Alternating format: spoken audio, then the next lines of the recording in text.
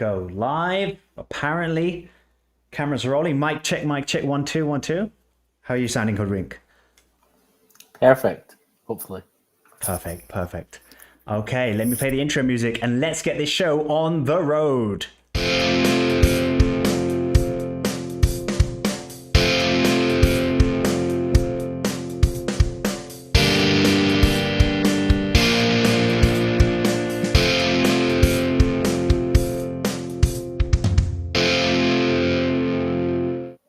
It's your boy, Amreezy, and I'm back with another Fantasy FootbLOL episode with a special guest this week.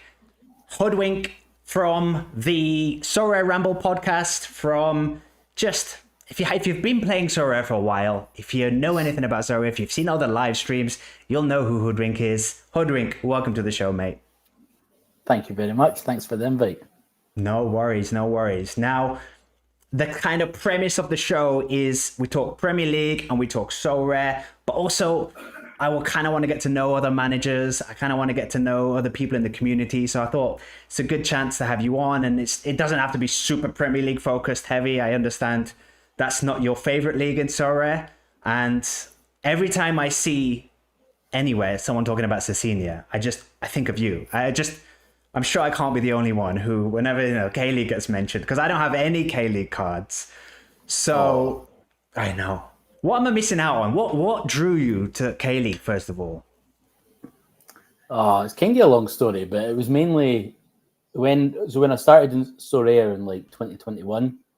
We just had Mark. He was born kind of during lockdown, so there wasn't a lot of football, and then waking up to feed him at like 6 a.m. randomly, I'd just be like, right, he's getting back to sleep. I'll keep an eye. I'll stick Bet365 on and just see what football's on, if any, in a random place in the world. And Daegu were always on, like 6 a.m. So I just started watching. Kind of thought there was two things. Cecilia being the GOAT, obviously. It's like, this guy's good, man, too good for the league. And then Choi, who's the goalie, he's like, he just screams. Like, he's not a goalie now. Like, he's in I think he's in the. He doesn't even get on the bench or anything now, but he was the first choice goalie, and he just screams like for the whole 90 minutes. He's like famous for it. Well, so they're famous, and I just kind of fell in love with him. Then I enjoyed watching K-League in general, but the pain of Daegu, who ruined every single weekend for me. But they were good back then. We were Champions League. It was just kind of through Sorare and Mark being born and kind of being up at that time, watching the random games and just kind of falling in love with a team. And then I brought this especially here. My baby. Oh, hello. The Cecilia sent from the man himself, signed. That is what a beauty. You need to frame it. Beauty. Frame that bad boy. I'm scared it's going to get damaged.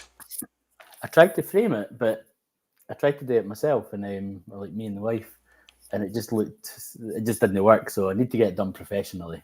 But but that's like my pride and joy. So I get it. Daniel says Daegu icon. Is that Cecilia or Hoodwink, Daniel? Who are you talking about here? Both, hopefully. Both. Newcastle Liverpool's just finished.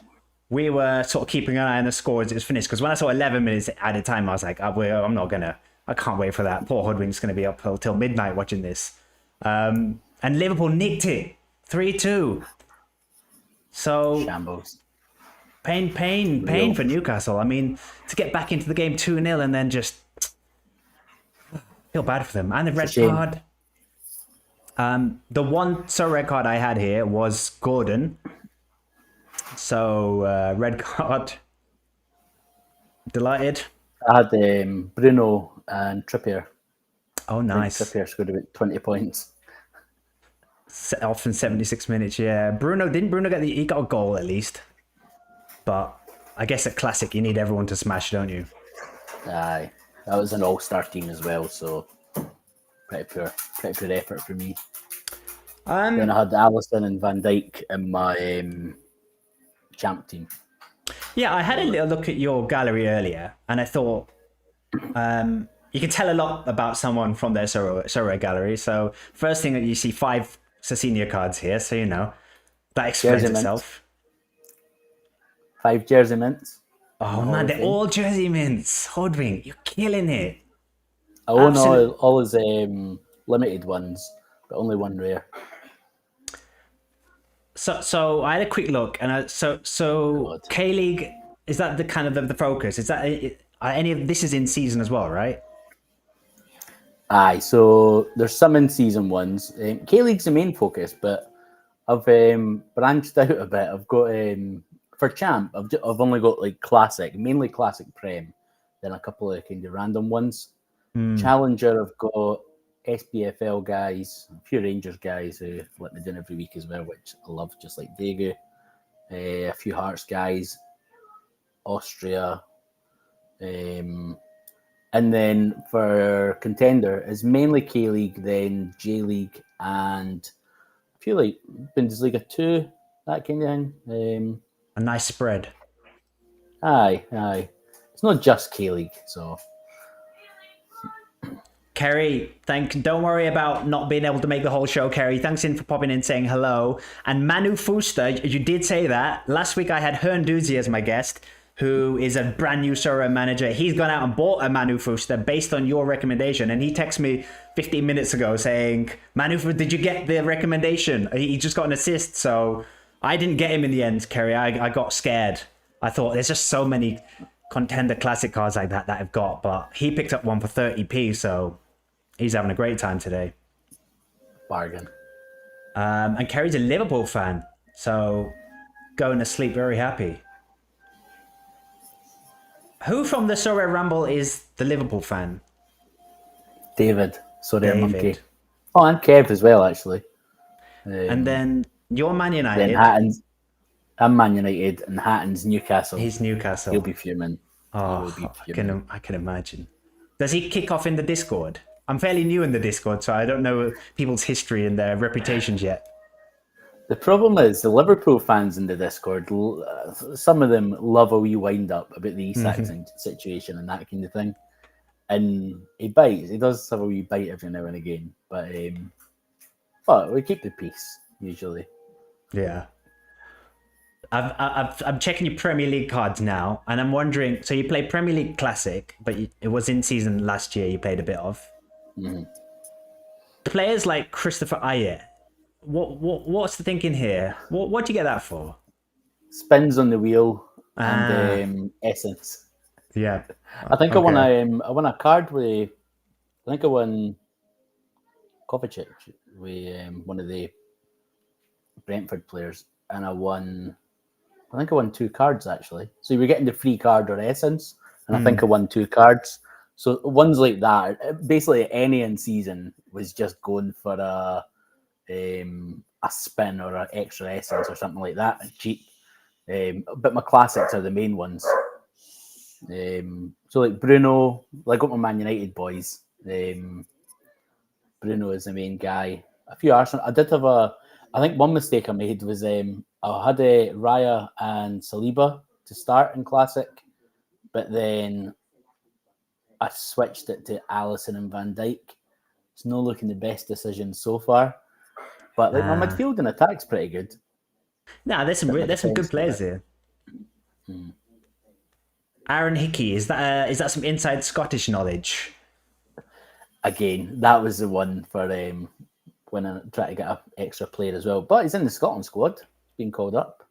Oh, nice. Good player. International usage. So probably just keep him and just never know. Kev's anyone in season is just for they're not really getting used, to be honest. Right. Are you going to stick with that this season? Is Premier League just classic fun for you, or do you think you'll jump in season? Probably just a bit of fun. Yeah. But potentially, maybe later in the season. Once Asia finishes, I'll lose a lot of my gallery.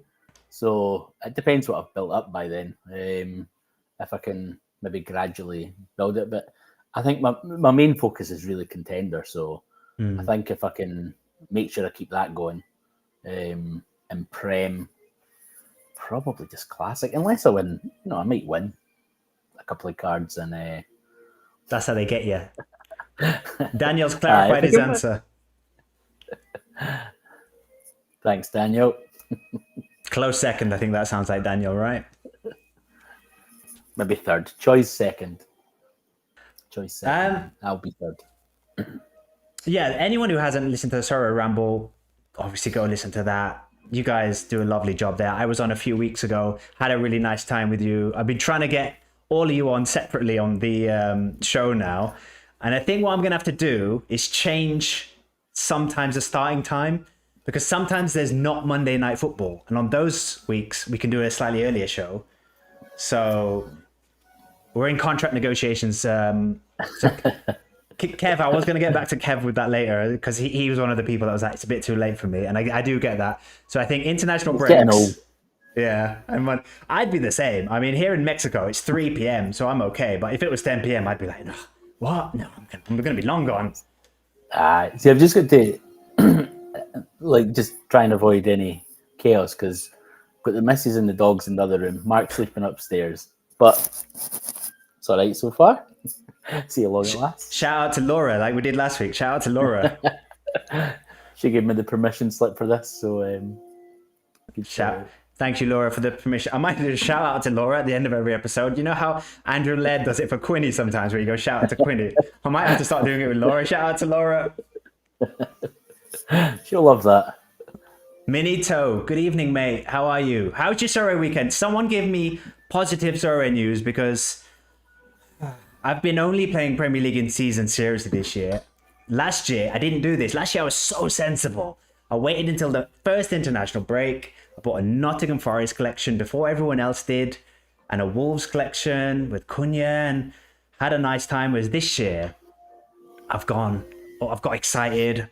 I've gone in with these are my 3 main Premier League lineups this weekend, and it's like Cole Palmer DMP, Anthony Gordon red card, Achipong DMP, and it's like there's good cards there, but there's more pain there. That sounds like me for last season. I had the Nottingham Forest, Wolves, Everton, Crystal Palace, Fulham. They were my 5 main guys, 5 main stacks.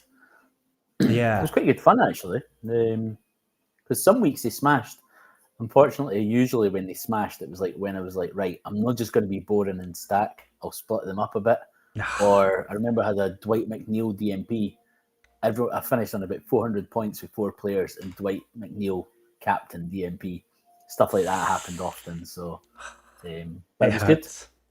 It hurts. Yeah, that was me this week with Cole Palmer.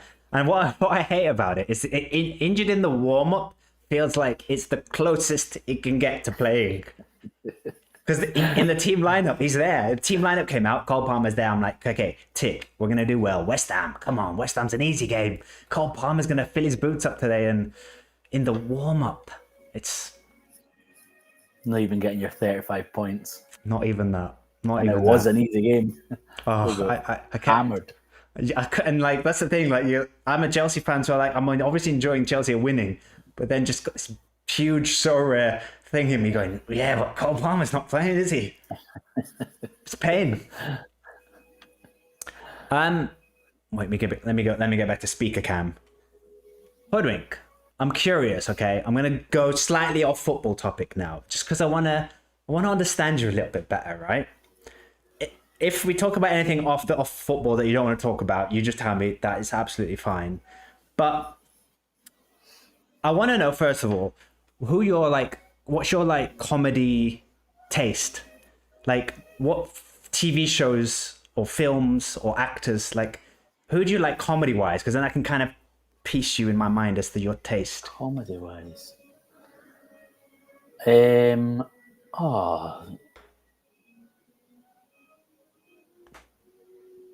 Curb Your Enthusiasm. Yeah, it's one of the greatest. Okay, I see. I knew that we would get on Hoodwink. I just knew it. I was like, Hoodwink's my best new friend, but I don't know why. I'm gonna find out today why. And yeah, Herb's amazing. Like, there's so many times I'm just out and like I'm like, oh, I just feel like Larry David. Like, I did it. In fact, yesterday I went out. I got tacos. I know it's a terrible stereotype in Mexico, and I went out and got tacos yesterday. But they didn't give me enough napkins. And there's a Curb episode where she's eating a sandwich, and he's like, "No, I need more napkins. I can't just have one napkin." And just little things like that. It's just, yeah, it's brilliant. There's a guy when I'm walking Mark to school. There's a guy that goes for a jog that I could be him. Like, genuinely looks exactly like him, and I'm always like, is it him? I should take a picture of this. A bit creepy, but he looks exactly like him. He goes out for a jog every morning when I'm walking along, and he looks exactly like him. But that's quality. Like, I'm easily amused though. I'll watch anything if it's like still game for Scotland. Like that's I don't know if you're a still game fan or ever seen an episode. Big Bang Theory, brilliant. Benito's a big fan theory. What about the Office? Are you an Office fan? Aye. Both of them were brilliant. I think the American one was better. Yeah. But I'd long until the end when I think maybe the last series or two wasn't great, but up until then, unbelievable. David's here celebrating.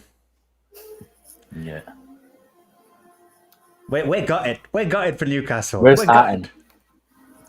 Where's Hatton? He's under a table somewhere, tears, crying, throwing darts at Isaac dartboard. He'll be in the Discord arguing, I'm sure. Santos Laguna this weekend, they were 1-0 up until the 89th minute. 1-0 up. They needed that win. They really needed a win. Lost 2-1 from... It's just... Every time Santos give you a bit of hope, it's just... Who's the goalie? Acevedo, is that the goalie? Yeah, Acevedo's in goal. Still got him. I think he's got the worst Sorare card. Maybe there's a lot of MLS card, the big head ones that are pretty bad. But some of his older cards are so bad. He looks like a really, really miserable goth in them, and he just looks like he's hating photo day, media day, and just the cards come out with him just looking miserable. I'm gonna have to find him now. I'm gonna have to find maybe like I don't know 2022, 23 cards maybe. I think he still looks like that. He's still got the long hair, still got the headband. I mean, does he ever smile? He doesn't. He's not a smiler. He's Let's take a look at some. The one on the right. That's like school portrait. Forced to take it. Not going to smile for the camera. Why is it only showing super rare? Well, there he is, Mr. Goth himself. Acevedo. He used to have such a good. SR Monkey. I know. What's annoying is they won the league like 2 years before I moved to Mexico. And I live in Torreon, which is the city where Santos Laguna are. That's why I support Santos Laguna. And then they just like, as soon as I came, they just had this like decline. And the owner of the club owns Atlas as well. And he just started putting all the best players to Atlas. And it's the corruption in the Mexican league is laughable. There's just constant transfers from each team to each team. The owners all know each other. You can't get relegated anymore. It's just... Ned Preciado as well. Did he get suspended at Santos? Did he leave or was he still at Santos when he got suspended? Yeah, he's still suspended now. So I think he's off the books now because he went to Colombia and was seen training on the beach and his tests came back negative and it wasn't just like one thing. It was like negative of about 10 different drugs, some performance enhancing, some party drugs. And he had a bit of a reputation in the city where people would see him on nights out. Like, I saw Preciado at that nightclub. I saw Preciado at that bar. And it was like, you probably shouldn't be seeing him that much. And on a Friday night before the game. Yeah, when the allegations came out, everybody in the city was kind of just like, obviously guilty. We don't need to hear the official results. But that's what I know. I bought 2 Santos cards this weekend when they went 1-0 up. I bought the guy who scored because he scored 2 in 2 now. So I bought him for like 70p at rare. So I was like, God, get him. And then the captain who plays on the same side of the pitch as him kept feeding him loads of nice through balls. So I got him and I was just like, what am I doing? Like, this is... I'm just going to put these in You're a All-Star DJ. Classic. Yeah.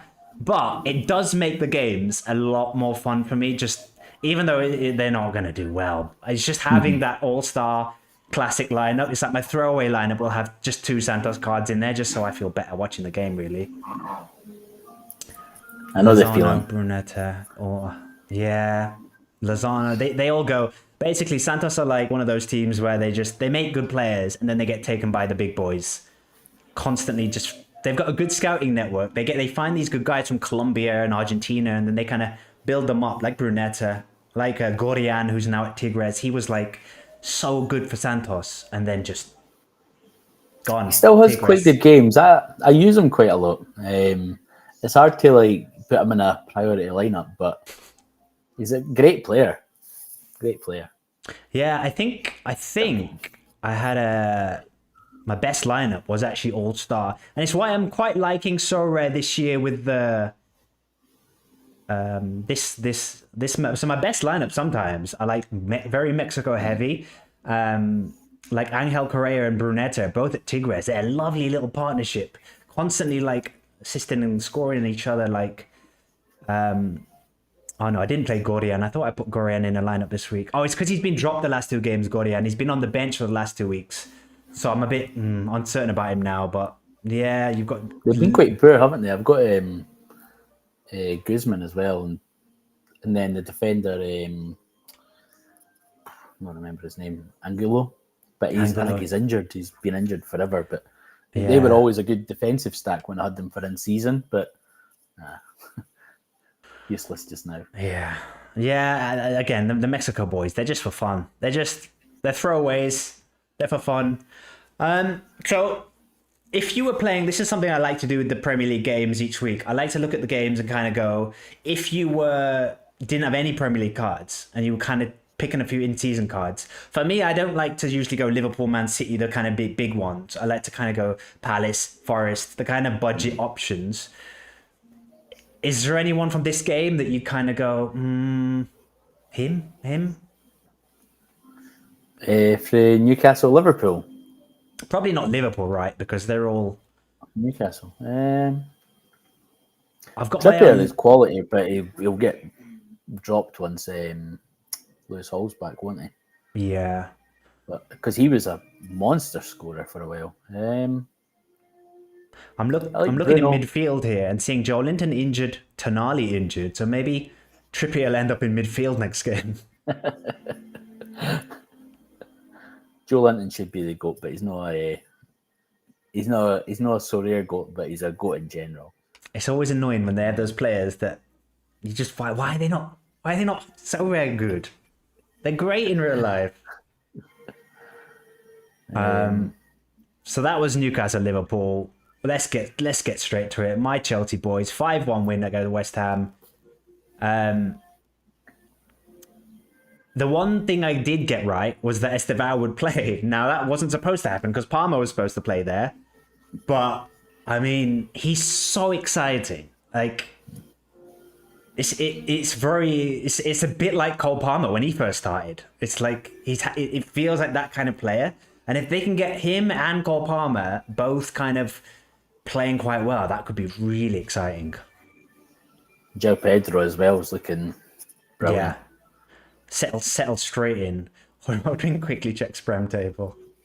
Can you tell me if it's better to have, let's say, 100 to buy 5 good players for a Premier League team, or 10 all right players for 2 teams? Hoodwink, what do you reckon for that one? I think more than 5 anyway. Like €100, what's that getting you? Because I think you could get 10. If you include the goalkeeper, though, that's going to take like almost half of that. Because normally I'd say get a classic smasher like a Bruno, for example. But Yeah. if you're spending a bit less and maybe a classic goalie does the job, then I'd probably, to be honest, I've not checked in season prices for like the kind of guys, but personally, I much prefer to play the game with players for the like as you were saying, like Wolves, Forest, like I done last year, was getting the guys that are kind of not even budget friendly, just more fun, a bit more of a challenge to play Sorare with. Yeah. So I think you probably could get a. I say you probably could. That's maybe without checking, but maybe like a wee Fulham stack, a wee say Wolves, but I think you might struggle. Maybe like a wee Crystal Palace stack.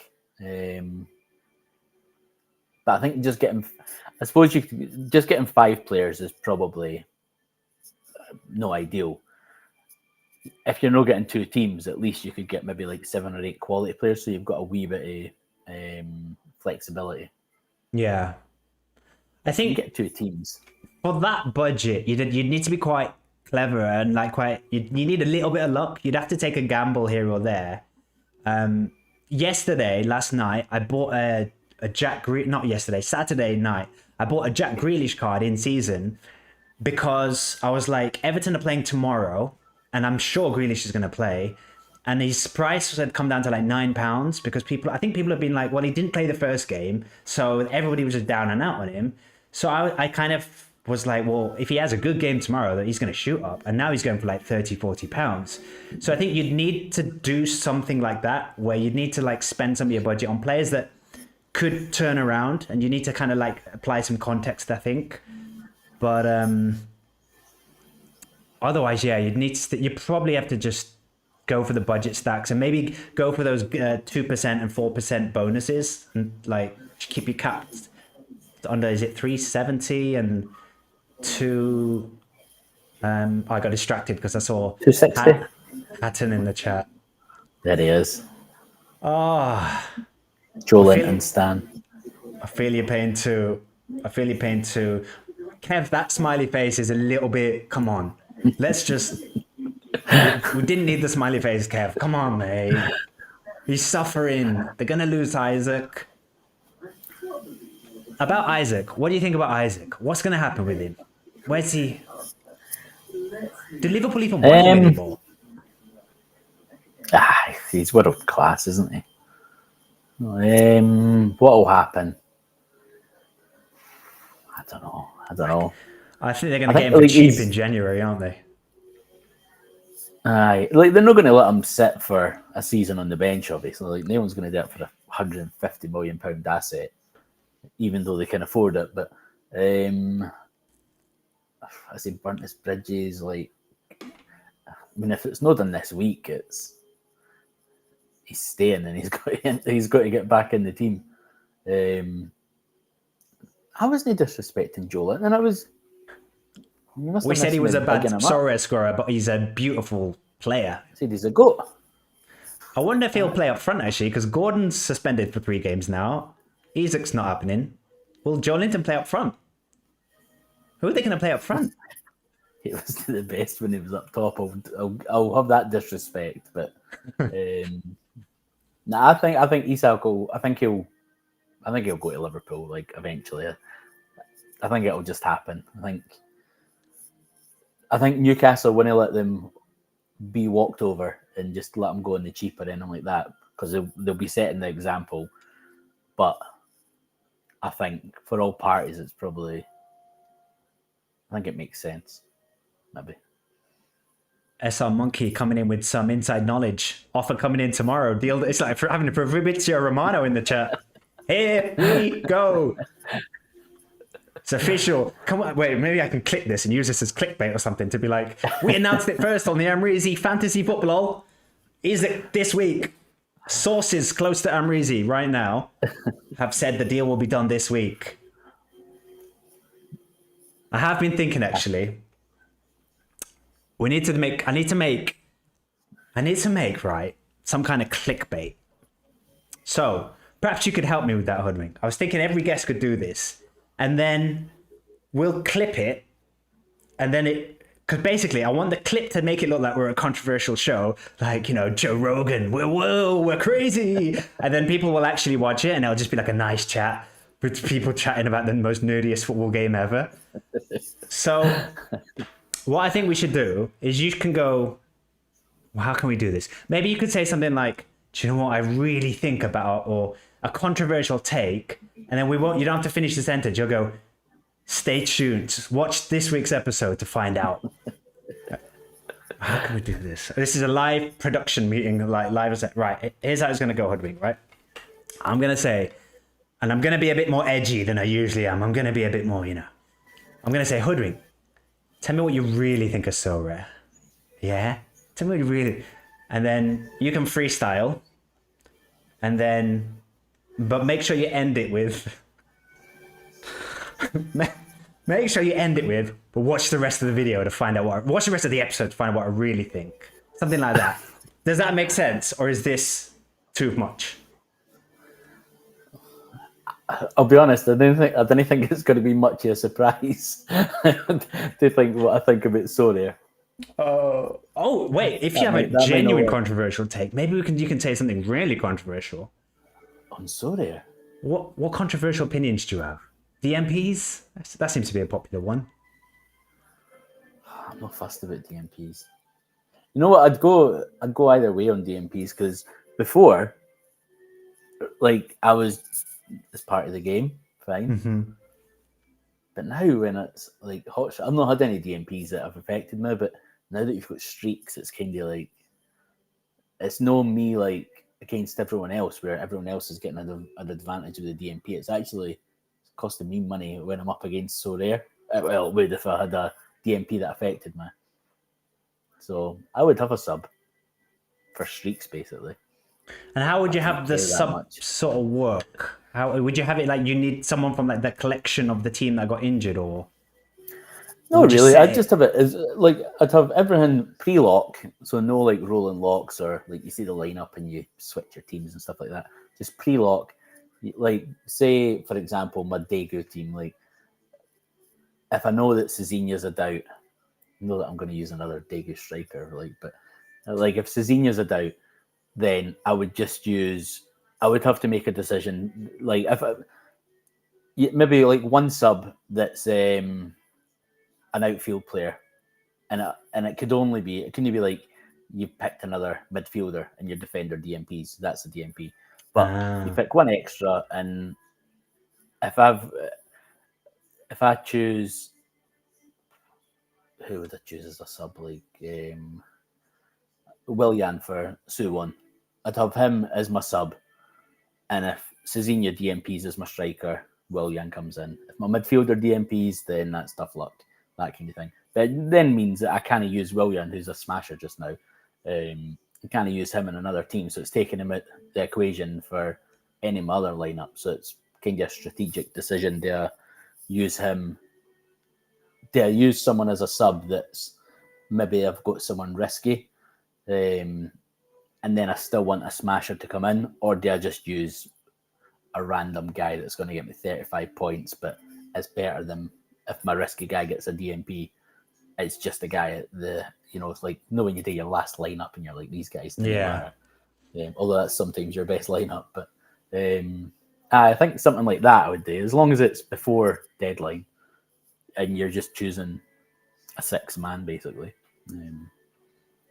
But nothing that can be, there's people always come up with, but what if I like put in a midfielder and my defender DMPs, or what if I play an obvious DMP that's suspended because I want to bring someone else in, like stuff like gaming it. Just you can easily just get rid of that kind of stuff. But Hoodwink, this is too controversial. Whoa, Hoodwink, I tell you what, if you're watching this clip, you want to see the rest of this episode, because me and Hoodwink on this episode, it's kicking off. There's all sorts. SR Monkeys in the chat saying everyone's going to be a sub supporter soon enough. These are the kind of controversial opinions you tune into the show for, so do join us for it. And then we cut, and then we just come back to, what did you have for dinner today? How'd you take your tea? Do you have one sugar or do you have two sugars? No sugar. Earl Grey or Lady Grey, no sugar. I'm green milk. So oh man, we're actually going to talk about this. Although that's controversial. Green milk and an Earl Grey. Whoa, Hoodwink! Chill out, I man. know. And I'm that's enough. sorry. That's I'm enough sorry. controversial stuff. I've become an Earl Grey man because so basically Mexico, you can't get decent tea bags here. So I pack my suitcase when I go to the UK or whenever a family member comes to visit me, pack it with Yorkshire tea bags.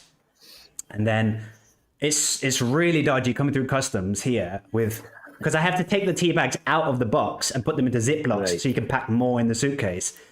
And to see a Mexican security official who's been trained to look out for suspicious substances moving around airports, see a Ziploc bag full of these sachets of brown sort of tea, and they're like, and you have to describe, no, it's tea from England. I mean, I miss tea in England, Mexico. So basically, Yorkshire's finest. yeah, my tea bags are run out basically, but we've got Twinings Earl Grey here in the supermarkets. So I've kind of become a Earl Greyman, if that's the phrase. It should be. It is now. Yorkshire My tea or favourite tea. nothing. No. Amen. Sorry, Kev. I put a bit of honey in mine though, but you go straight. Nah, milk. Green milk. Honey. I got homesick just then, just green milk. Like it's not green here, and I just was like, green milk. It's probably cost, Semi-skimmed. how much is it? How much is a pint of milk cost now? Probably like £4 now. I don't know. I don't know. Nah, not that much. £2, 150, £2. Last time I went to England was October last year, and I was just in the supermarket going, "That's double of what it was. That's way no. What's happening? No, it's too much. It's You're too getting much." old. Yeah, definitely. I'm fretting about tea bags. I think I'm definitely old. If Wait, I've got some more controversial opinions here from Kev. Green milk is the best. Missed that when I'm abroad. Does Kev live in England? Is he talking about his holidays? Aberdeen. Why is there so many Scottish people within the Sorare space? It seems like Scottish. There's a lot of like Celtic fans. There's a lot of you, Kev. Loads of Scottish people. Because we're all degens. It's a country of Degens. Yeah. Where do you live, Hoodwink? Which city do you live? Livingston. So Livingston. Edinburgh, born in Edinburgh, but we moved to Livingston 2019. So nice wee Livingston village. Nice. My sister lives in Edinburgh now. She was living in Glasgow, but she moved for work. So Yorkshire tea, a wee drop of milk, none of that honey nonsense. I'm sweet and no. You can't argue with that. You are very sweet. Decent. Just sweet man. I hope I haven't upset the entire nation of Scotland by calling them a nation of degens. It's a compliment. It is. It definitely is. I've not talked. We've not done any Premier League reviews. West Ham Chelsea, we basically covered that one. Man City Tottenham. This was a surprise. goal though. Paqueta's goal was a stunner. Oh yeah. I mean, it does help that Robert Sanchez is in goal for Chelsea, but still, Aye.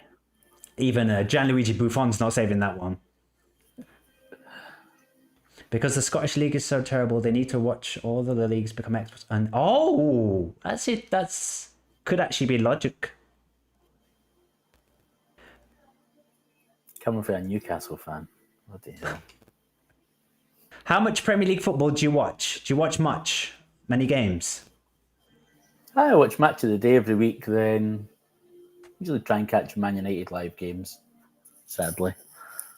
If I can catch any random ones that are on, but Match of the Day mainly. And then Soccer Saturday for the weekends. No, Daniel. In fact, deep dive into Manchester United right now. Just because we're that kind of edgy show, Daniel, right? Who's your favourite Man United player? I've been watching football since like the mid-90s, so don't pick someone before that. Midnight? Oh, forever. Beckham. Oh yeah, he's mine. He's my favourite Man United player. You know, I've got a portrait, a painted portrait of Beckham. I think I got from my 16th birthday that my dad bought me. Nice. And it looks like I've still got it, like, but it looks like the face looks like David Duchovny, and then the rest is brilliant. Like the Man United kit, I think it's is it Sharp? Maybe I can't remember. But the kit looks amazing, the hair looks amazing, but the face looks like David Duchovny. It's weird. It's not I've David still got it, Duchovny in a like, Man United shirt, is it? And they've got the wrong I mean, David. it could be actually. I'll need to try and find it and take a bit. It's upstairs somewhere. I'll take a picture of it and post it if I can find it. But it's quality though. I've had it for like 25 years now. But Beckham's my favourite. There's been a few legends though. Cantona, Keane, Schmeichel. That Man United era, they used to scare me. Like that, used to like, as a Chelsea fan back then, Chelsea were like mid-table and briefly became entertaining when we signed a whole bunch of Italians and would kind of finish third. And it'd just always be Man United just grinding out titles. And every year you think, no, this is the year they're not going to do it. And then it'd just be like somehow Ferguson would just make someone else the new star, and he'd. It's a genius. I like that when they had the like Vialli and stuff like that. That Chelsea team was fun. I've got a little Gianfranco Zola France '98 figurine here. How good was he? He was a magician. I got a signature from him as well, because I grew up in Sheffield for the first 18 years of my life, and there was a time when I was really young and Chelsea came to Sheffield United for a pre-season friendly, and I got all the players' autographs because I was like waiting by the bus when they kind of arrived, and yeah, Zola was there, Vialli, Leboeuf, Desailly, like... Oh, Leboeuf. Oh, what a team. So good. How do you feel with like Man United? Rolls Royce. Oh, yeah. With Man United fans now that like complain about younger ones who haven't had the success you got to see, it's strange, right? Because it's kind of like your view must be a bit different because you've seen them win so much that it's not nice now, but at least you got to see them win. How do you feel about the younger fans like whinging? I don't think it's just the younger fans. I think it's the lifelong fans as well that are whinging. I mean, the Rambo Discord. Oh my God. Like it's like they hate Man United, the Man United fans. But I think there's zero patience, and I get that in football in general. But I love the manager, and I think he'll be a success. Not quite shown it yet, obviously, but I think he's got the right ideas, the right kind of standards to set, the right morals, and he talks a good game. Yeah, very intelligent guy. So I think, like, I'm not saying the glory days are coming, but like even like, I mean, we weren't great at the weekend. We weren't bad against Arsenal. We weren't great at the weekend, but we had so many good chances. Like Cunha, I think hit the post, and like a lot of it had the penalty, obviously, that we can blame the referee for Bruno missing. Oh yeah, he got roughed up. The referee roughed him up, and then he had to take a penalty. We got cheated. Man, that rattled him. He said it, didn't he? But or what kind? He said it affected his routine, but he took the blame for it at least. But and then like Bruno just no picking up his man. I think it's 2 weeks in a row where he kind of probably could have been better.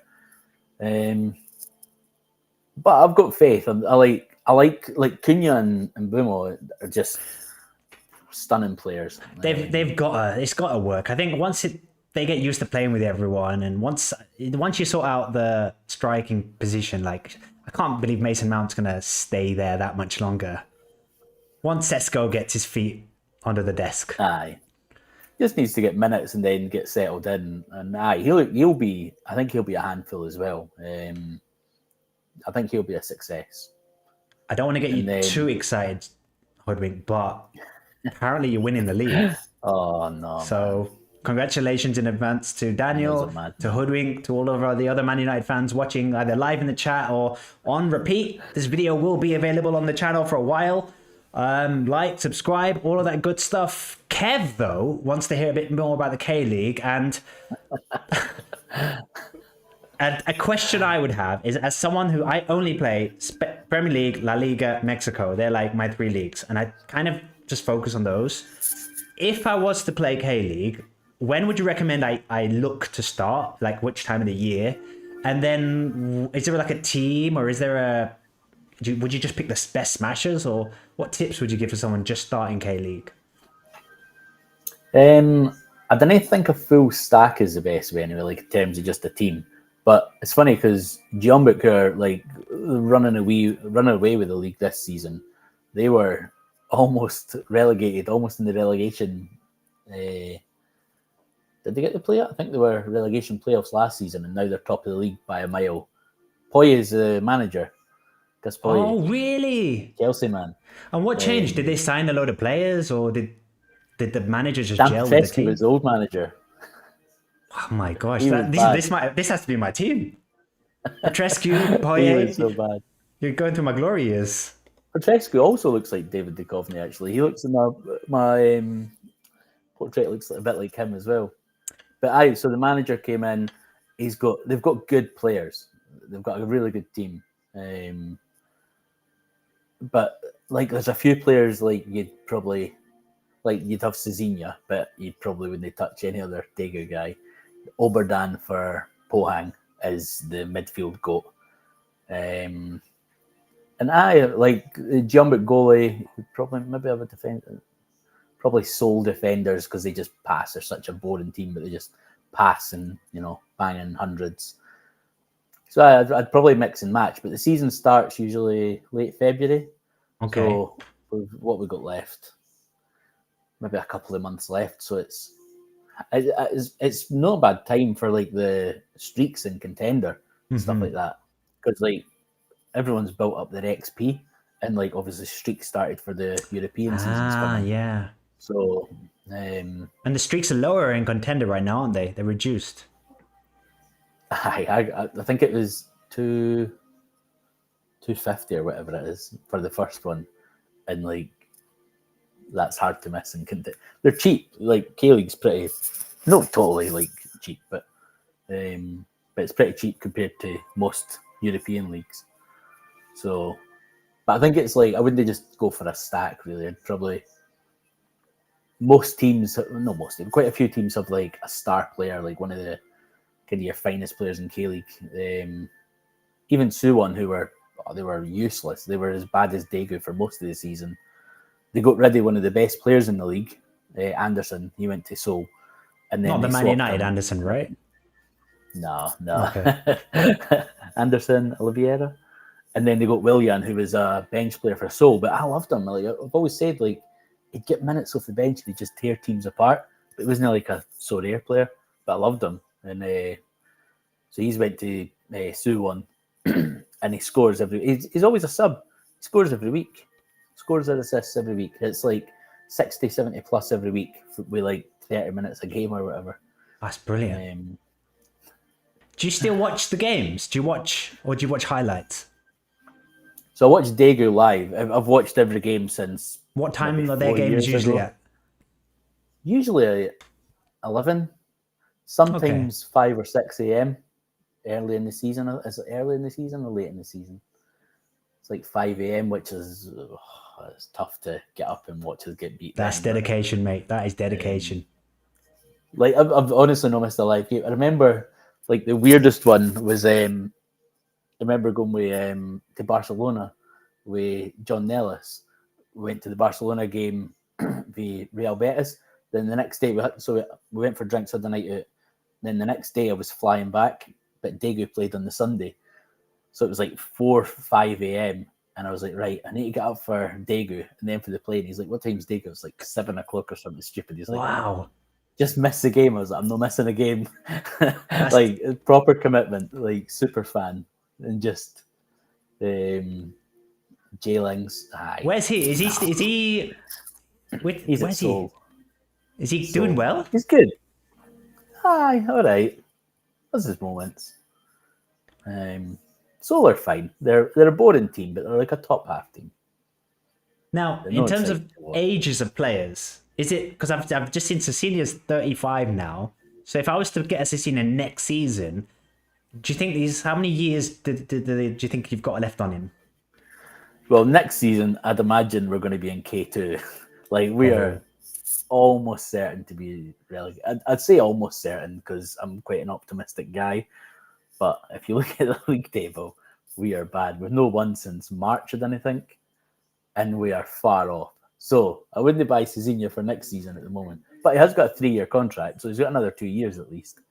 And he'll stay if we go to K2. And we're going to K2. It's probably good for my Sorare teams, to be fair. Oh, yeah, I'm looking at the table. That doesn't look pretty. They're on 16 points. That is one hell of a job they've got to do here. But look at that form. 2 draws. The comeback season. Now we were pretty bad last season and we came back. We weren't this bad, but we survived last season. So I'm hoping there's some kind of miracle. The second division, that's not covered by Sorare, is it? Absolutely not. K2. And if they finish bottom, that's not necessarily them down, is it? Do they have to? They can play a playoff and stay up. Bottom's down. Oh no. 11 and 10 are playoffs against K2 teams. Okay. So if we finish bottom, we're gone. Oh man, all of those seniors with red crosses is going to be painful. Oh, I'm getting worried for you. I've got 14. I've got 14 Cezinhas. It's so cool you've got that many jersey mints, though. That's really cool. I think I've got, is it maybe 5 limited jersey mints, 1 rare, something like that. Handuzi, who was the guest on last week's episode, is asking how many people go to the games. What the turnouts like? So Daegu sell out within minutes, or within hours every week. But I think it only holds maybe about 12,000 or something like that, I think. Yeah, Ulsan have been terrible. Are they not usually that low? Are they usually one of the top boys?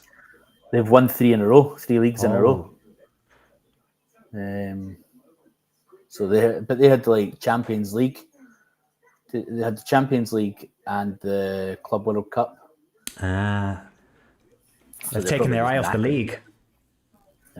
But they're weird. They've got really weird selections. And one of the best players in the league has been dropped, and the manager just says he's not physical enough. So until he gets more physical, we'll not play him. He'll be on the bench.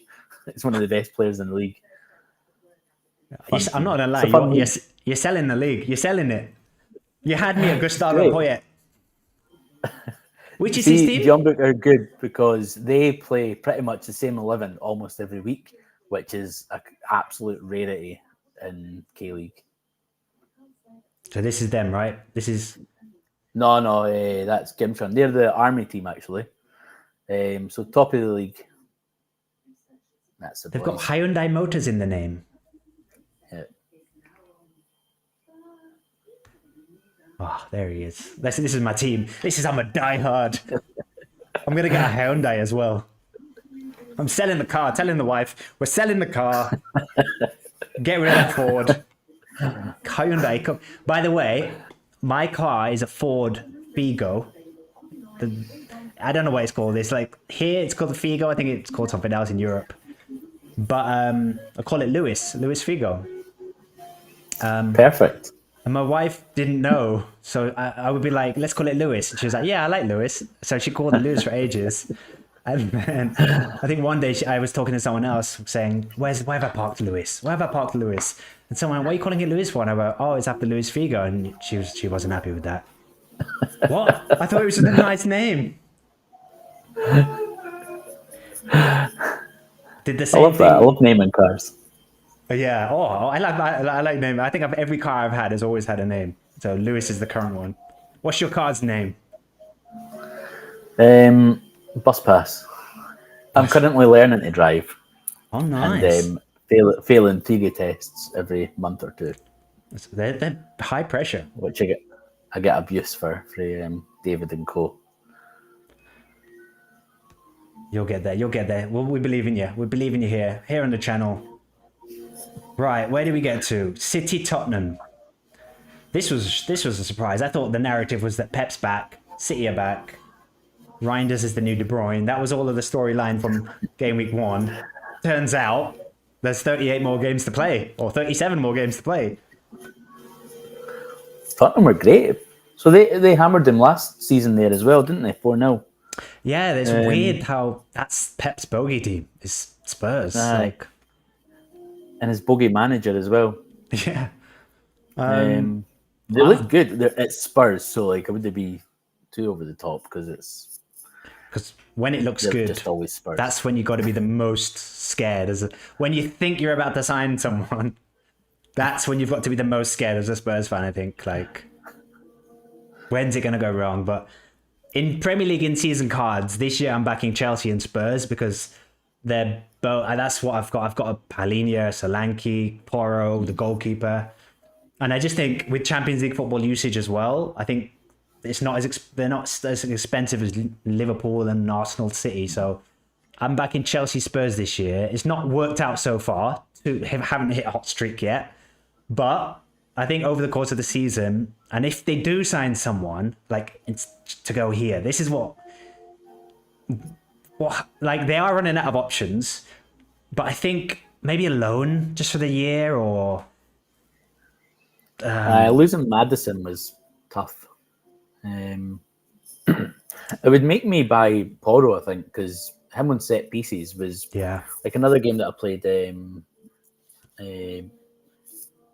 What was it called? Can't remember. Ben, anyway, Porro was always one. Whenever Madison wouldn't play, Porro would be the one that you'd always get in for your points. yeah, Because he's on all set pieces, takes direct set pieces, corners, free kicks. So I really like him. I don't know if he's scored well this season so far, but not yet. But he is on set pieces, and they've just not scored a set piece yet. So I think you know, Kev's. I'm frustrated, Kev, because I saw that statistic. There's only 3 managers that have ever beaten Pep with 2 teams. One is Thomas Frank, the other is Antonio Conte, and I'm annoyed I can't remember the third one. So Jose.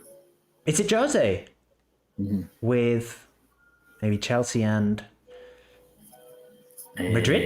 Could Maybe Real Madrid be when he was at Real Barca. Madrid. Could be Man United. Probably Real Madrid, eh? But yeah, he didn't have the best time at Man United. Didn't SR have the worst Monkey. time, to be fair. I was close to getting a kudos. If I win some cash eventually, I think I'll probably invest in a kudos at some point because he does look really fun. Kev Great confirms player. it is Jose. I've got his classic card at West Ham, but do want that in season one to go along with the boy. Once they get a number 10, I think I was trying to think the other day, who could they get? And I was thinking, where's that Asensio gone? Where's Marco Asensio gone? Is he ended up anywhere yet? Is he still at PSG? I think he's still at PSG. I think they're still trying to, because Villa are rumoured to get him again. And I thought Christopher Nkunku at Chelsea, like maybe, could he be an option? And I think they could probably loan somebody like Asensio, like Nkunku. And I think once they just get that, plug him into that team, I kind of trust Thomas Frank to make everything work together because he's making it work now without any kind of creativity there. Making Saar play there, making Palhinha play there. So give him someone proper. And Richarlison's looked good. Like his goals last week were stunning, but Yeah. but he's looked really good. Like just looks hungry. He's that kind of player. He's a confidence player, and I think under Ange, I don't think it quite worked, and it just seems like Thomas Frank's maybe the right manager for him, and I'm pretty sure he's like plays for Brazil, and he's a good player, He's got is. a lot of talent. I think he did have a few injuries maybe last season, I think. And I think that's the problem with Spurs is the injuries that they had last year, especially for defence. It just decimated them. Like as soon as they lose one of their guys, it's just or Game over. suspensions with Romero as well. But as soon as they lose one of them, it's like a completely different team. So Nori injured as well. I'm sure as a Man United fan, it's really hard for you to see City sort of struggling like this. It's funny, eh? Bournemouth Could have scored a Wolves. few though. The battle of the budget mid-table battlers. Apologies for any Bournemouth and Wolves fans, but Semenyo looks exciting. I think He was good again. Hernduzi bought a Tavernier and he scored first week of having him. So Evan Nielsen. This left back apparently is supposed to be good. Truffert. Wolves. Who? Wolves could struggle, eh? Yeah, will they get relegated? Maybe. Don't know. I'd like one of the teams to go down this year. I'd like one of the new boys to stay up. As long as Leeds go down, the other ones I don't mind. I think that's something Chelsea fans and Man United fans have in common, a kind of distrust of Leeds. That's what my dad ever used to say. Leeds, dirty Leeds, oh. Oh, horrible team. Wolves, I don't know. I think they'll struggle. I think them and probably West Ham will be kind of two of the teams for the last year. I think that will struggle. West Ham, obviously. West Ham feels like a struggle. Sack Potter at Christmas. Sam comes in. Yes, Big Sam comes in, rolls up his sleeves. Here we go again. Come on, let's get the band back together. Kevin Nolan, assistant manager, and but that could happen realistically. I like Potter though. I really like him as a manager. But Fantasy did in fact buy a Marcus for a few quid, and he scored, but the rest of the team failed. Isn't that just so rare? You do one good thing, and then Cole Palmer doesn't play. Stop going on about it, Amreezy. Get over it. It's happened. Move on. Get on with your life. Yeah, I think I've heard a lot of good things about this Arias guy, but scores so far are quite low. He's one of those players that I quite like in Sorare to kind of keep an eye on and go, if I just wait for his price to go like really low, maybe take a gamble on him. And to the person earlier who was saying, how do you spend 100 euros?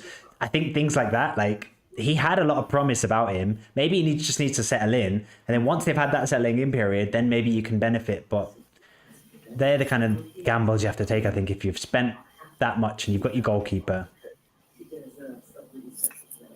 Even as a kind of rotation option, if you're just needing to throw someone in as well and just hope he has a lucky week before he's too settled. I think Wolves will struggle without Cunha's magic. Yeah. Next up, Villa. Villa are another team that are winding me up this year because I got a Watkins and a Rodgers. They were my kind of. I'm just going to go 2 Villa options this year. Watkins and Rodgers, nice little combo. Put them in. Most weeks they'll beat teams. They're in Europe as well. I thought this is a brilliant idea, Amreezy. You're smashing it, mate. This is going to pair nicely with those Spurs players, with those Chelsea players. And Watkins is playing like Chris Sutton used to play for Chelsea. That's a weird reference. That was the first one that came to my head, but he looks like a player who you know is good, but so far he always scores goals. He always scores goals like without fail every season. He'll come good, right? He'll come good, right? I wouldn't worry about him. He's not like an AA guy, but he scores goals. He's done it every season for this. I think he's on pens as well. I'd imagine so, because I think it used to be him and Dougie Luiz that used to share them, but I'd imagine it's him now. It's not. Brentford looked all right. They're surprising people, Brentford. They were supposed to be the not got any players left. And manager's gone, guy with no experience coming in, lost key players, but they actually looked all right. Damsgaard was quality at the weekend, but I think before the season started, they would have been one of my tips for relegation. But I think got a quality goalie, wee bit of experience. I think got a good striker. Big Jordan in the middle. Goals he'll score, but exactly, a bit of experience there. But I think they'll be all right. A lot will come down to this guy, Thiago. If he settles in, he doesn't even need to do that amazing. If he gets like 15 goals or 10 to 15, if he gets like a steady number, yeah, they'll be all right. Also, the manager is really that we don't know anything about him. He's not. That's one thing. That could go either way, but I've seen a lot of people, proper football people, saying that a set piece coach shouldn't just be coming in. First of all, they don't like that set piece coaches exist. Secondly, that she shouldn't be getting the upgrade to first team manager. But must have done something to deserve it. So good on him. Good luck to him, because I think a lot of people would have said Brentford would struggle due to like losing players and losing their manager. So Wolves could be losing. We got another transfer exclusive here on the channel. We got another. Here we go. Wolves could be losing Larson. I hope so, because I've got him in Classic. I'd like to use him somewhere else, to be honest.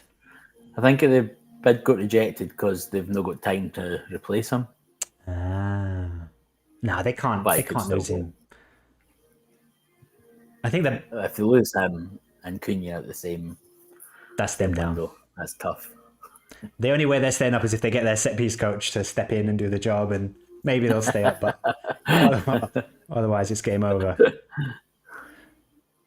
Burnley Sunderland was again, the narrative after the first game was Sunderland are going to stay up. Sunderland are amazing. Everyone go and get a Dingra, a Sadi, all of the players, and then now they lost. Burnley won, so maybe Burnley are going to stay up. Scott Parker's the new Guardiola. Sunderland are going down. Burnley at home, that could be where they get their point. Like, I think they'll probably be the whipping boys a lot of weeks, but you never know. But Sunderland spent a lot of money, haven't they? So it's got to work. It's got to work, or we're going to have another Netflix documentary. But Burnley, they were good at the back last season, and getting a clean sheet in the second game, fair enough. I've got this boy, Josh Cullen. I've got him in an Anderlecht card that I've had in the gallery for ages, and he's quite fun. He plays for international breaks. He does quite well for Ireland, and then when Burnley have a good game, he does a good score. He got a goal and an assist this weekend. I think I captained him. I said on my Thursday video, I was like, I've got a hunch Josh Cullen's going to do well this week. Captained him, and one of the few things I got right this weekend. Just patting myself on the back. Good player, and he's been around for a long time, hasn't he? He's always been quite solid. This guy, Chelsea boy, he's got injured, I think. He's so unlucky. Every time he gets a break in his career, he's just one of those players that just gets a huge setback. And now he's injured. Like, hopefully it's not serious, but they're saying he could be out for a bit now. And I think he's Leslie. Poor Leslie. Poor Leslie. One of the many Chelsea Academy loan players who've been doing the tour of Europe. Going to Holland 1 year, France another year, South America. Sunderland for but again, Europe. they've got Big call. It's on the wind up. On the wind up. Come on. I think getting in Dubravka and Kyle Walker again, that's getting that experience in. Yeah, big time. It's a big move as well. Although the first Burnley game, I can't remember who they played, but Kyle Walker looked like, I felt sorry for him. He just looked like he was, because you're used to seeing him so fast. You're just used to seeing him getting out of trouble all the time just because of his pace. And for the first time, he seemed like he's lost some of that. And I just thought, you could have been playing in Serie A, mate. You could have been playing with like Messi in MLS, or you could have taken a really nice gig. You've ended up at Burnley, mate. Like, I respect it in one way. And then the other way, I think you could have gone to Como. You could have been, chin-wagging with George Clooney every weekend. And instead you're scrapping at Burnley. So now he's getting clean sheets in the Premier League. I tell you what the appeal is, if they stay up, he kind of gets that hero status, which must be quite appealing. That kind of, I can see the appeal. Poor hat. Let's say something nice about Newcastle. Come on, let's say, do you remember David Ginola? Oh, remember Asprey? Beautiful hair. Oh, Philip Albert. Oh, the entertainers. I remember there were loads of Newcastle shirts in my school when the Keegan's team, everyone had them as their like second team. The purple, was it purple and navy stripes or something? Yeah. Really baggy one. Yeah, I can see it. Les Ferdinand wearing it. I suppose it's a little bit bad that when I thought of nice Newcastle memories, I went that far back. They won the Aye, cup last year. They won a cup. exactly. It's a good time. They'll be back. They'll be back. Fear not. Aye, they're a good team. Everyone loves Ryan is a Newcastle. sneaky point scorer, was great for a while in Spain. Perhaps now some of them prices will come down a little bit now that that hype from the first week's gone, and maybe now is actually a better time to buy Sunderland players. Like, maybe. I'm not going to be doing it, but maybe someone else wants to. That's someone I remember Hatton. Yeah, Philip The Albert. chip over Schmeichel. What was the score? 5-0. And I think maybe like the week before or the week after, Southampton beat us 6-3 as well. Oof. Chaos. Calling Was for that Fergie's head if that was these that when days. Fergie changed the kits at half time? Was that Southampton game? I think so, aye. The grey kit. Yeah. Ah. I think it would have been that one, aye. What do you think of squad numbers? Do you like squad numbers? I'm a bit of a squad number lover. I think too much about squad numbers. Like, I'm thinking David Ginola, 14. Like, my brain is just full of numbers and like in MFL, for example, I spend ages making the numbers and I know it's ridiculous. And it annoys me that when you go to the next MFL season, the numbers are reset. You have to, Aye. and I like, who did I give 29 to? Who did I give 26 to? Special numbers. Yeah, like I always give a centre back 26 because of John Terry. I always give a striker 25 because of Gianfranco Zola. Are you that weird or are you normal? Great question. I don't think I do. I like squad numbers, but I don't think I associate them with real players. I think I had I think I used number 16 for one of my sub CDMs in MFL for Roy Keane. But really, Yeah. like, I wouldn't really.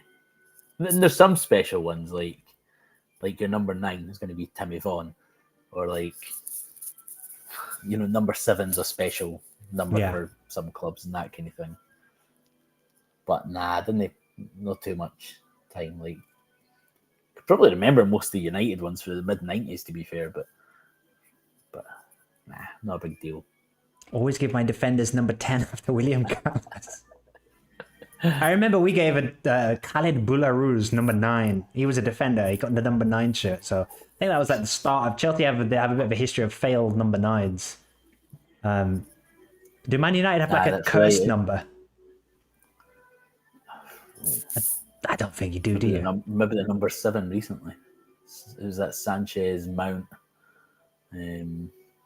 Sanchez Mount, yeah, it's not looking. It's not looking too pro. Di Maria maybe had it. Probably Di Maria. Hatton's a 1-11 purist, yeah.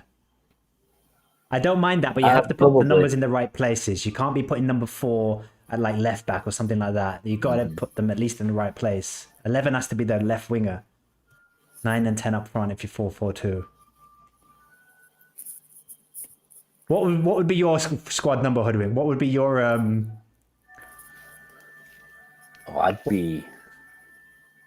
I'd be number 16. 16. Kino. I'd be CDM. Roberto Di Matteo.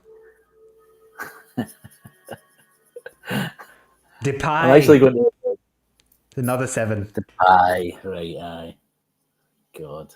But it used to be. I feel like the 7 at United was so good that this doesn't count Beckham, Ronaldo. This doesn't count the Cantona, the legacy. You've got to go through maybe 10 more years of Michael Owen. He was another one. Michael Owen had 7. God. Yeah, I spend too much time thinking about squad numbers, as you can tell. Who's next on the hit list? Arsenal 5, Leeds 0. Beautiful. Gyökeres is here. His price has gone back up on Sorare. I was really hoping he had a bad game, just so that his Sorare price came down, and then I could kind of gamble that he turns it around the week after, but I've missed the boat. So Arsenal are looking good, but they've already got their injuries to their key players. So straight away. Saka's a while now. It's like a month or a bit more. I think so, 3-4 weeks. Yeah. I suppose They've got Eze now, Madweke. They'll be all right. It shouldn't. Aye, Uh-oh. it'd be fun to see Eze there. He was one of my favourite players that I had for Palace last year. Love that guy. Yeah, same. Yeah, had a nice little Palace Mateta Eze little combo going. Henderson was a good goalkeeper as well. Like, I think my best score last season was the Neon Christmas competition where you had to have all of the Christmas cards.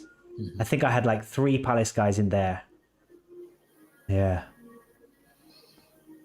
I liked the Oh, double defence. I never had Munoz for some reason. same. Always played Lacroix. Lacroix, I love him. And then Gahey had play. And then Eze and Mateta. And I loved that stack. Yeah. So good. I had the exact same, but I had Lacroix and who's the left one?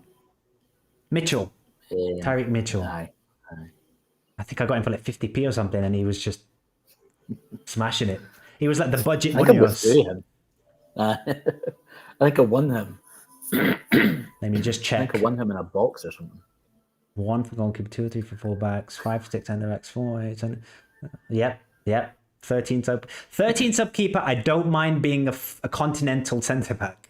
I don't mind a kind of substitute David Luiz type, a kind of eccentric centre back could wear 13. 45 for the young strikers. Why 45? Is that Balotelli? I think Balotelli had 45. Is that 4 plus 5 equals a number 9? Oh, I'll tell you one that's good in K-League. Gliho J, who plays for Pohang. He wears a number 19 because he sees himself as a 9 and a 10, a mixture. So he plays 19. I like it. Saar is an interesting player as well because with Eze gone, I wonder if Saar steps up now and kind of has a bit more responsibility. Saar's so good. He was great last season as well. He was really good. Yeah, good call, Herndozy, good call. So Arsenal, there's not really anything interesting, I think, in terms of Sorare from Arsenal. I think we all know who the best players are, who to go for. Leeds, probably not a fair game to judge them on. They look good. They look okay against Everton. I wouldn't really go near Leeds. Would you be tempted for a bargain? Oh God, no. Stay clear. That'd Stay be clear. known in Leeds play. Oh. Get out.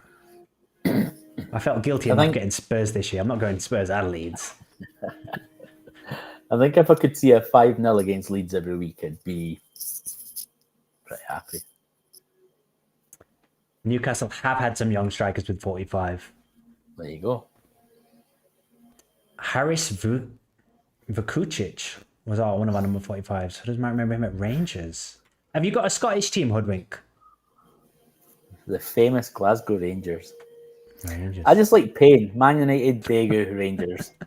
We didn't win games. You just here for the vibes. It's just like pain. It's just like feeling something. Saka missing the Liverpool game, yeah. I feel like Liverpool again, a little bit. A lot's going Liverpool's way so far this year.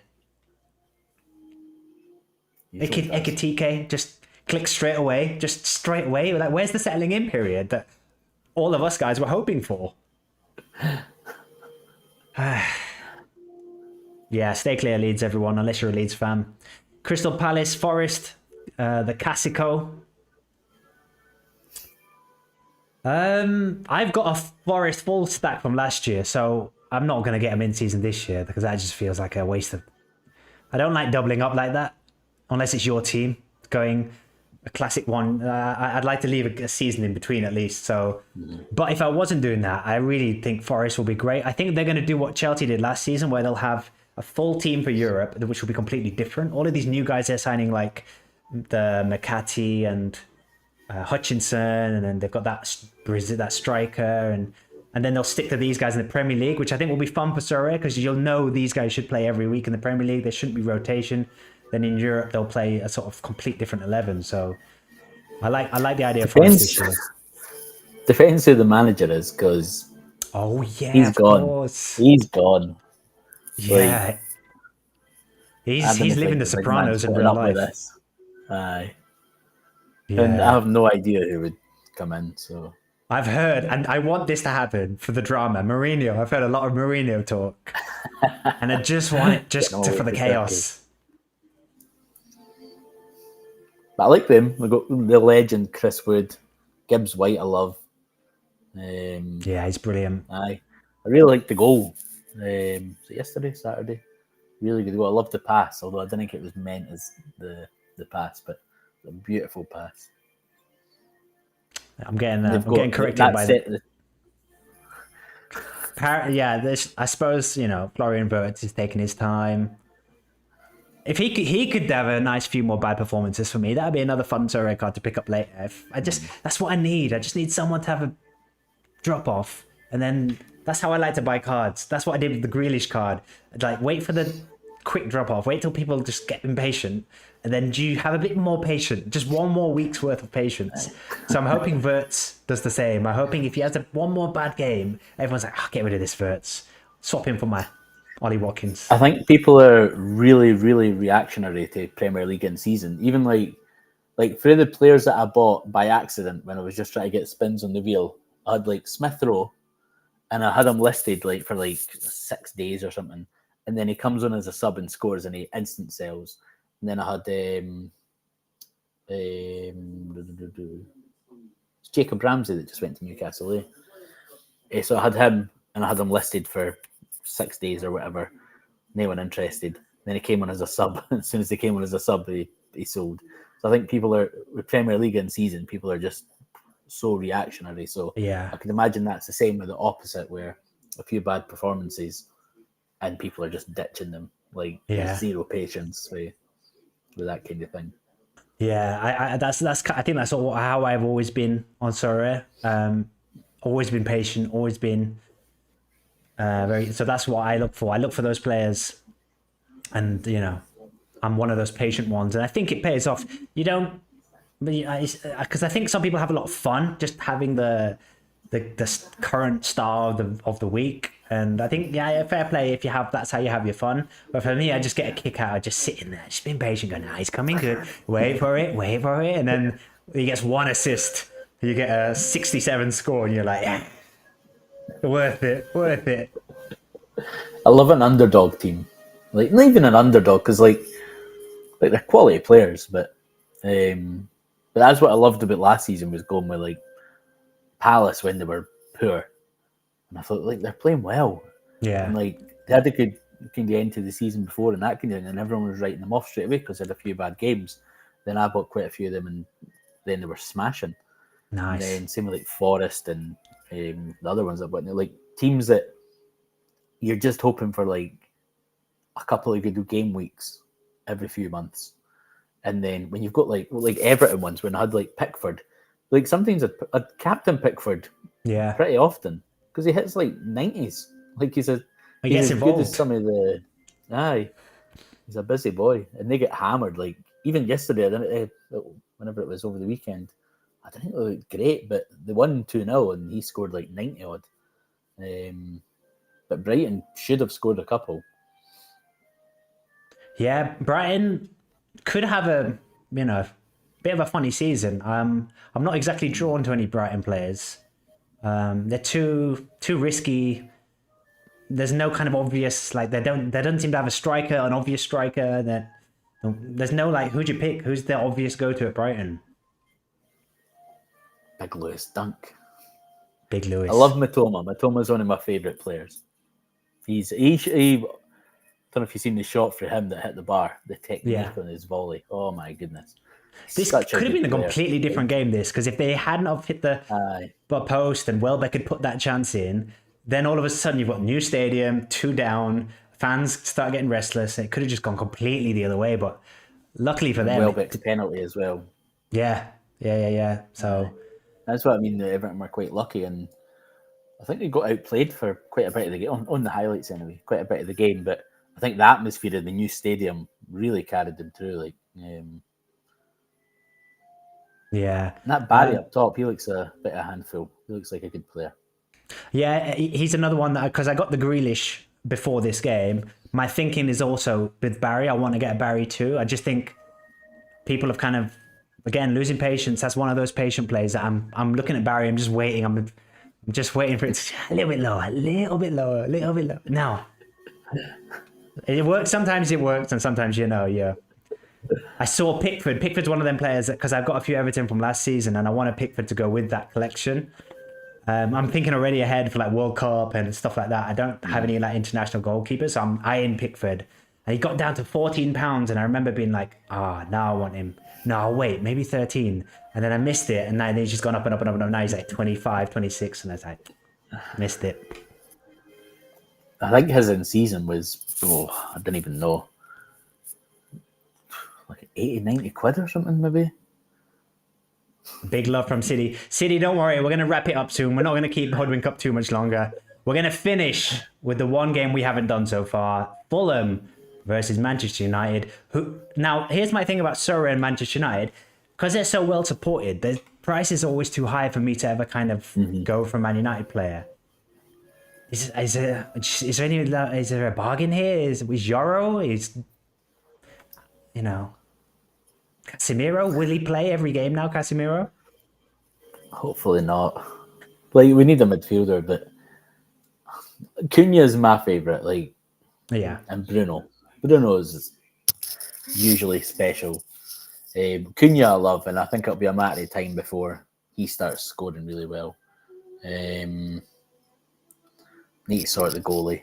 Oh my god, there's a lot we need to sort, but I'm optimistic. So, but there's really good scorers on their day. Just me and Henduzi are kind of monitoring Sesko's price at the moment, and we're seeing it come down and down and down and down. I think it's at like £30 in season now. I think he's one of those ones where if he just gets one goal, his competition is Mason Mount. That's it. Because it seems like Zelski's not in the picture, Højlund's not in the picture. All of a sudden, Mason Mount is this David Villa type player, apparently. So he just needs to get a goal, and Mason Mount's not going to do that. So then that puts him ahead of Mason, and then... and he looks a confident guy as well. Like some of the goals that he's scored over his career. Yeah. And he's a confident guy, so I think he'll be he'll be the nailed number 9 at some point. But seeing a lot of love for Dorgu. In pre-season as well, a lot of people I was saying said that Dorgu was having a good season this year, and he looks decent. I've been tempted just for the under 23 or an under 23 player, chuck him in there until he's solid enough to be Premier League in season every week. I do rate him as well. I don't know about his Sorare scores. I think they're pretty poor, but good wee player. Hoodwink, I think it's official. I think we've kind of become best friends now. So, congratulations. Easily. Thank you. I'd love to have you on again. It's an honour. We will tweak times. Kev, come on. You're next. Get on. I think next week, I think Jack P might be coming on next week's show. So I'll confirm that on my Thursday Sorare video. But seriously, Hoodwink, I mean, ever since, I feel like a new boy in Sorare. Like, I feel like, because I've been playing almost 2 years, but in terms of other content creators, like people like Andrew Laird and Harry Trades and those boys, I've been here so long that I feel like I'm new and I'm still getting to know people. But from all the exchanges I've had with you online, on Discord, they've been so nice. I really appreciate it. I want to say thank you. And to the Ramble Boys for having me on the podcast the other few weeks ago. It was really nice. So thanks for coming on. Thanks for being a lovely person. Thank you very much. No worries. Thanks for having me. Last question of the stream. Is Hoodwink's mic working? I don't know. Is it? Well, this one isn't, because there's no light on this one. One of the mics is working at least, because I can hear something. This is working. Yeah. You can probably hear a little background music, but it's great. It's great. Well, Hoodwink, thanks again. Everyone, if you can like, subscribe, all of that good stuff. I'll be back on Thursday with a Road to Sorare boss video where I just cry over all of my DMPs again. Otherwise, I'll see you next time. Peace.